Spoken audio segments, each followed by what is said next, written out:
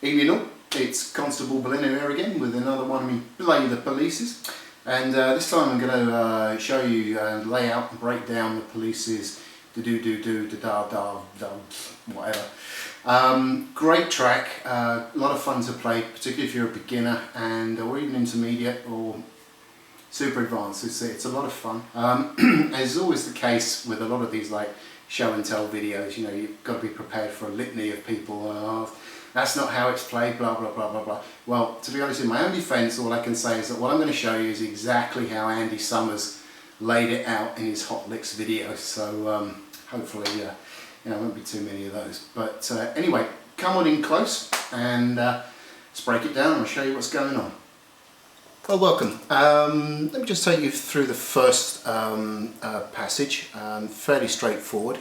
In terms of what effects I've got going on here, set up with your amp, you probably want a sort of a brighter setting with a nice little bit of crunch, and certainly back in the day, in the era when this track came out, Andy was very into sort of using a lot of chorus, phaser or flanger, either or combination of the two. So maybe you can experiment with a mixture of those effects to kind of get closer to what he was actually playing.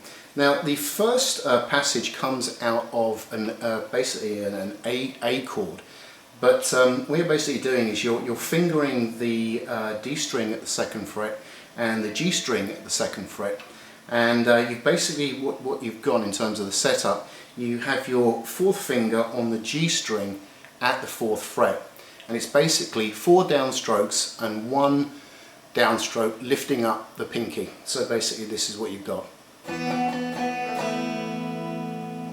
Let's do that again. So from this phrase you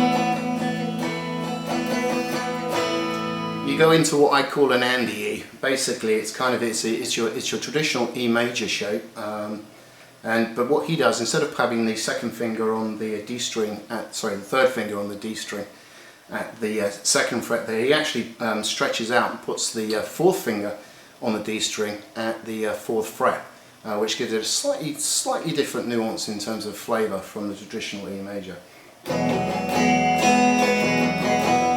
And then there's a snap, 2 downstroke snap on D major that rounds that out. Now, as I say, with this particular chord, you've got to make sure that you actually do get your thumb behind it and actually have the hand curled away, because you do need the open E and B at the bottom there for the upstroke that's part of this refrain.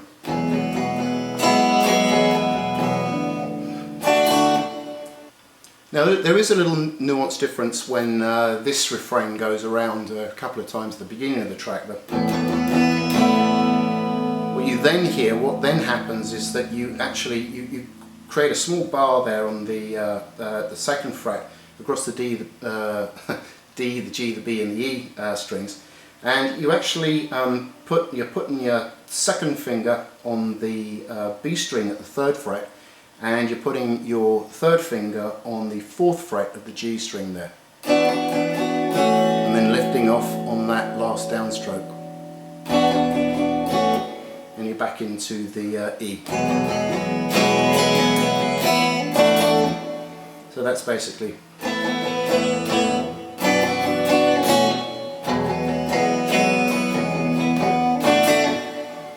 So that's the kind of totality of that first part of the track, and where this little change here happens, I'll show you that in terms of when I play it out against the backing track, which I will do at the end, so you can see how all the components come together. So hopefully with that down, what we then next go into is this little arpeggiated passage that is, I suppose you could say, is through the verses, and so let's break that down. Now in this little bit, I know I'm probably going to run the risk of being stoned to death by Andy fans, but I want to show you 2 ways that you can actually play this, and I have to bet the way that I think I play it makes a little bit more sense in terms of the fingering. It's a lot more forgiving in terms of the ergonomics and the travel time between finger changes and stuff like that, but anyway, you can be the judge of that.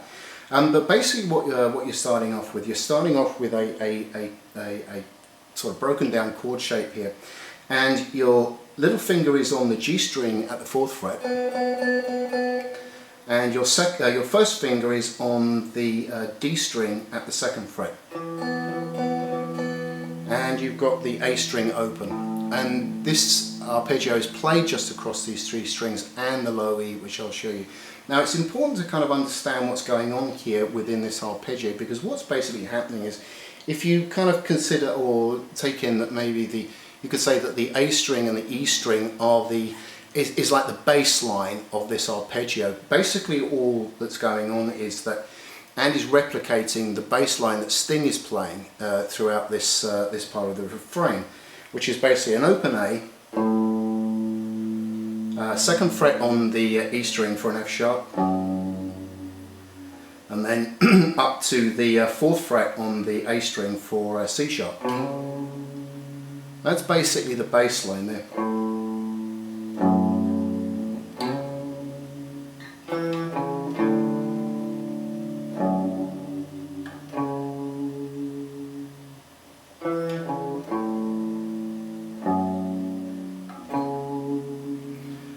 And that's kind of what you're playing in terms of what I would say the bass line of this arpeggio. So let's see if I can explain that a little bit so you can see. Now the only finger here that really doesn't move or shouldn't move is the little finger. That is always anchored on the G string there at the 4th fret. Now the way that Andy demonstrates this is he's kind of playing it like this. Actually, let's explain it like this. Now, for the F sharp, what he shows is he actually moves the first finger onto the 2nd fret of the E and kind of scrunches the 2nd finger underneath it on the 2nd fret of the D string there. So you've got, and then goes into a triadic form, which has the 3rd finger on the A string at the 4th fret, the 1st finger on the D string at the 2nd fret, and again, you know, your little finger is anchored there at the 4th fret. Now, for me personally, I think there's an easier way of actually playing that, which is basically for the F sharp, instead of using the 1st finger there, is to actually just curl your thumb over on the top and catch it there. So basically, no fingers are moving, sort of like across sort of these fingers. The 1st finger stays where it is, the 4th finger stays where it is, and you've just got the 3rd finger there free to get the C sharp there, and also then lift off the open A. So let me just show you that again in super slow motion.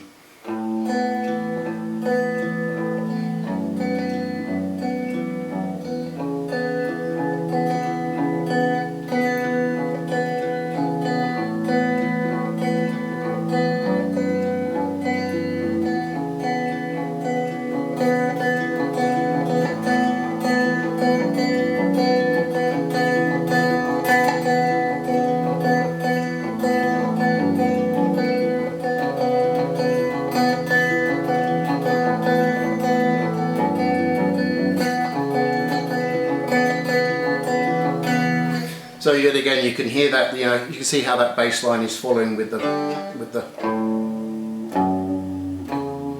in that little arpeggio there. So this is basically the pattern, whether you're playing it with a pick or finger style.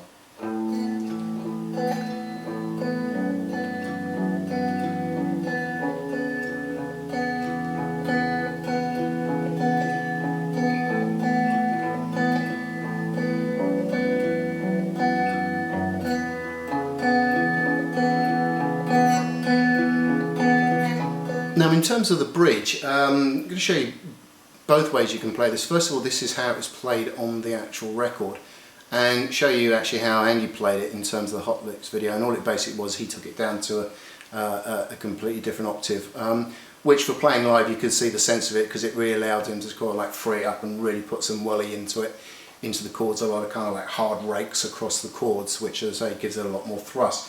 But on the record, basically what you're doing in the bridge, what Andy's doing, he's playing a D, so like your F major shape right up here at the 10th, and it's a 4 in the bar downstroke, and then just moving the whole thing up for E major at the 12th fret.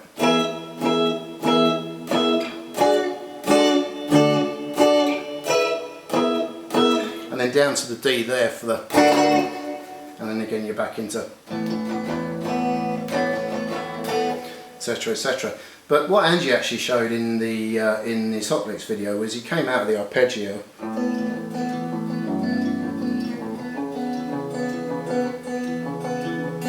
and went into the D major right down here, into E major up at the first fret, and then started throwing on the pinky, the fourth finger, off and on the G string at the second fret there to get kind of this sort of flavour.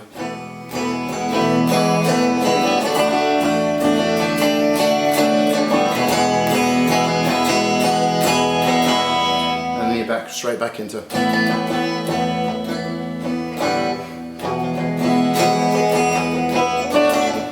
So as I say, you know, it's just straight into the D major.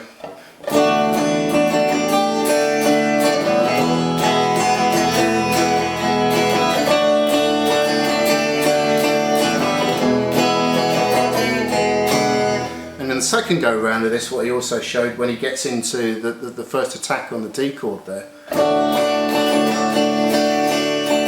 is to move it just up to the fourth fret for the E major there.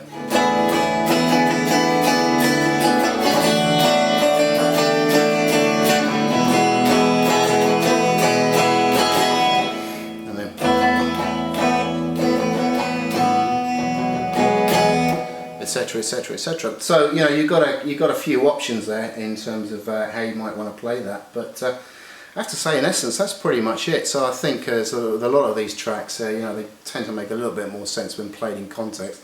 So if you want to stick around, I'll run it through a couple of times against the backing track, and you can see how all these components come together. But as always, hope it's been useful, and look after yourselves. Take care, have fun, and I'll catch you on the next go around.